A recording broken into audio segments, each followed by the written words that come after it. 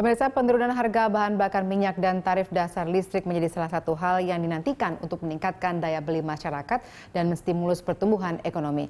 Lalu berapa seharusnya angka realistisnya sehingga penurunan harga BBM dan TDL bisa dirasakan dampaknya bagi masyarakat? Benarkah penurunan harga BBM dan TDL adalah strategi politik Jokowi mempertahankan popularitasnya di tengah ekonomi yang melambat? Kita akan membahasnya bersama pengamat energi Marwan Batubara dan staf khusus Menteri SDM Said Didu. Selamat malam Pak Marwan. Selamat malam. Terima kasih sudah bergabung bersama kami. Selamat malam Pak Said Didu. Selamat malam.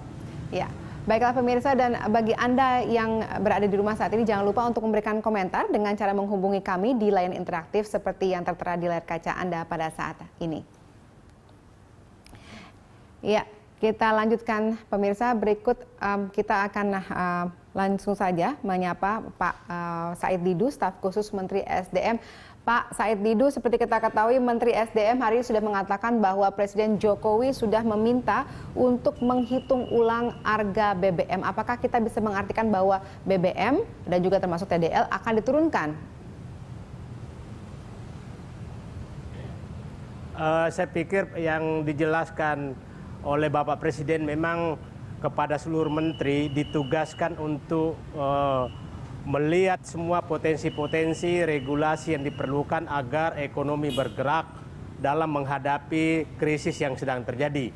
Sehingga termasuk dalamnya adalah tentang kemungkinan penurunan harga BBM dan tarif listrik. Penurunan harga BBM dan tarif listrik ini saya pikir Presiden pemerintah sekarang tetap tidak meninggalkan prinsip bahwa pengalihan dana subsidi untuk pembangunan infrastruktur dan pembangunan kepentingan publik lainnya serta pengentasan kemiskinan itu tetap dilanjutkan. Sehingga kajiannya saya pikir akan mempertimbangkan 4 hal.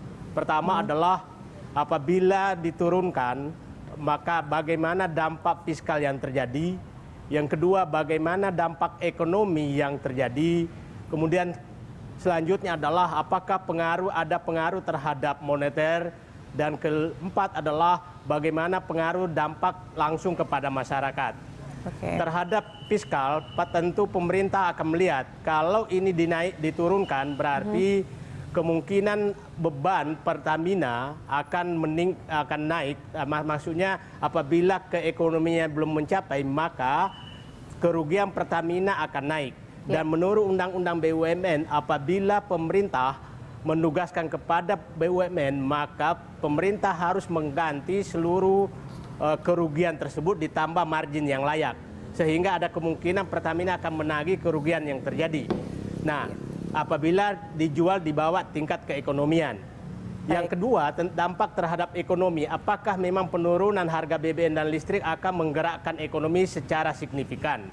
Kemudian yang ketiga adalah bagaimana dampak terhadap moneter. Apakah memang penurunan itu juga akan meningkatkan nilai tukar rupiah, menguatkan rupiah kita? Dan yang keempat adalah yang saya katakan tadi, masalah sosial. Siapa sih yang menikmati apabila harga BBM ini diturunkan? Apakah memang dinikmati oleh masyarakat yang terkena dampak sangat berat terhadap krisis ekonomi sekarang, atau hanya dinikmati oleh orang yang tidak terlalu kena dampak? Saya pikir itu kajiannya sangat objektif, dan saya pikir hari ini memang pemerintah sedang membahas kajian itu. Kita tunggu hasilnya, mudah-mudahan diperoleh hasil yang terbaik untuk semua dengan mempertimbangkan aspek-aspek yang saya katakan tadi. Oke, baik. Apakah sudah ada misalnya gambaran kira-kira akan berapa persenkah penurunan itu akan terjadi?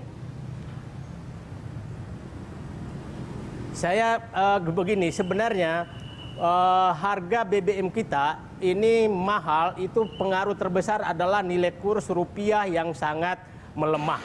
Itu hampir 20% melemah. Sehingga kalau nilai tukar rupiah menguat, pasti ada ruang untuk menurunkan. Ruang menurunkan yang lain sebenarnya kalau bisa adalah mengorbankan penerimaan fiskal, yaitu PPN umpamanya ditunda, dan PPN pajak daerah yang juga ada yang 10%, ada yang 5% bisa ditunda. Itu ruang juga untuk menurunkan. ada ruang fiskal untuk menurunkan harga, tapi tentunya mengorbankan fiskal. Fiskal yang lain bisa lakukan adalah semua pajak tetap, tapi pengeluaran negara ditambah. Tapi problemnya sekarang adalah di APBN 2015 tidak ada pos subsidi untuk premium. Yang ada hanya adalah untuk gas 3 kg, minyak tanah, dan solar. Baik, nah apakah rapat itu akan diprediksi selesai malam ini dan bisa diumumkan kepada masyarakat pada hari ini juga? Saya membaca berita bahwa Presiden sudah menjanjikan akan memutuskan apakah ada kenaikan atau tidak ada kenaikan hari ini. Mudah-mudahan sidang kabinet terbatas malam ini sudah memutuskan. Oke, baik, kita ke Pak Marwan terlebih dahulu. Dari penjelasan tadi oleh Pak Saitidu, menurut Anda visible tidak untuk melakukan penurunan harga TDL maupun BBM pada saat ini? Kalau mau konsisten dengan aturan, kita kan punya namanya Perpres nomor 191 tahun 2014. Dalam Perpres itu antara lain ditetapkan formula harga yang terkait dengan terutama variabel utamanya itu adalah harga minyak dunia dan nilai tukar rupiah.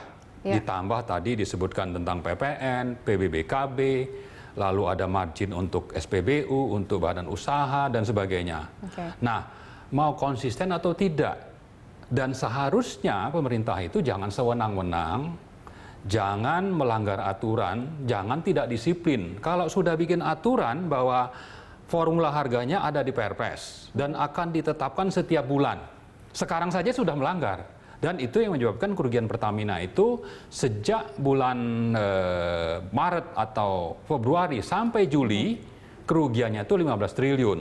Kenapa? Karena pemerintah melanggar peraturan yang dibuat sendiri terkait dengan harga. Seharusnya bagaimana? Seharusnya kalau memang mau konsisten dengan formula yang ada, waktu naik ya naikkan, turun ya turunkan. Nah sekarang ini yang terjadi waktu harusnya naik tidak dinaikkan. Kenapa? Karena takut tidak konsisten. Sementara di dalam APBN sudah tidak ada subsidi. Betul. BBM akibatnya dikorbankanlah Pertamina.